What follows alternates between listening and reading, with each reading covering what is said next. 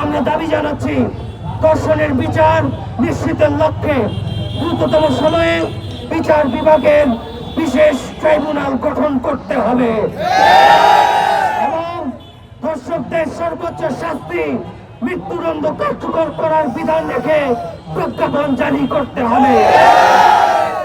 আমাদের এই দাবি বাস্তবায়নের লক্ষ্যে আগামী 10, 11 এবং 12 মার্চ দেশব্যাপী সকল শিক্ষা প্রতিষ্ঠান, সকল ক্যাম্পাস, জেলা এবং মহানগরে বিক্ষোভ মিছিল কর্মসূচি পালিত হবে।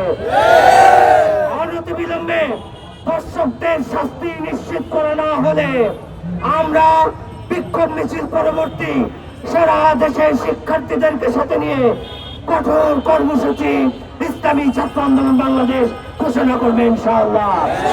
সবাইকে ধন্যবাদ। নাসরুম মিনাল্লাহি ওয়া ফাতহুন করিম ওয়া বাশশিরিল মুমিনিন।